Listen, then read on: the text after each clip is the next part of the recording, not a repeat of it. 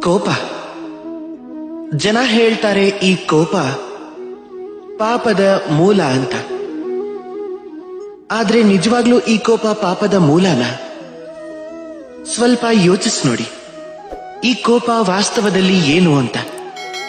ಈ ಕೋಪ ಕೇವಲ ಒಂದು ಭಾವ. ಅದು ನಿಮಗೆ ಇದ್ದಕ್ಕಿದ್ದ ಹಾಗೆ ಅಪರಿಮಿತ ಶಕ್ತಿಯನ್ನ ತುಂಬತ್ತೆ.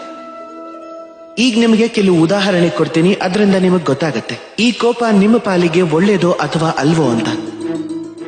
ಈಗ ಯಾರಿಗೋ ಏನೋ ಅನ್ಯಾಯ ಆಗ್ತಿದ್ರೆ ಮತ್ತದನ್ನ ನೋಡಿ ನಿಮಗೆ ಕೋಪ ಬಂದ್ರೆ, ಮತ್ತೆ ಈ ಕೋಪ ನಿಮಗೆ ಅವರಿಗೆ ಸಹಾಯ ಮಾಡೋದಕ್ಕೆ ಪ್ರೇರಣೆ ಕೊಟ್ರೆ, ಆಗ ಈ ಕೋಪ ಒಳ್ಳೆತಾನೆ. ಅಥವಾ ಎಲ್ಲೋ ಯಾವುದೋ ಸ್ತ್ರೀಗೆ ಅತ್ಯಾಚಾರ ಆಗ್ತಿರೋದನ್ನ ನೀವು ನೋಡಿದ್ರೆ, ಆಗ ನಿಮ್ಗೆ ಕೋಪ ಬಂತು ಅಂದ್ರೆ, ಮತ್ತೆ ಈ ಕೋಪ ನಿಮಗೆ ಅವ್ರ ಸಹಾಯಕ್ಕೆ ಹೋಗೋ ಧೈರ್ಯ ಬಂದ್ರೆ, ಆಗ ಈ ಕೋಪ ಒಳ್ಳೇದೇ ತಾನೆ. ಈಗ ಈ ಪ್ರಪಂಚದಲ್ಲಿ ಎಲ್ಲಾದ್ರೂ ನಿಮಗೆ ಅನೈತಿಕತೆ ಕಂಡ್ರೆ ಅಥವಾ ಮೋಸ ಕಂಡ್ರೆ, ಮತ್ತಲ್ಲಿ ನಿಮಗೆ ಕೋಪ ಬರ್ದೇ ಇದ್ರೆ, ನೀವದ್ರಿಂದ ನಿರ್ಲಿಪ್ತರಾದ್ರೆ, ಆಗದು ಹೇಡಿತನ. ಅದರ ಅರ್ಥ ಏನು ಅಂದ್ರೆ ನೀವು ನಿಮ್ಮ ಮನುಷ್ಯತ್ವನ ಕಳ್ಕೊಂಡಿದ್ದೀರಾ ಅಂತ.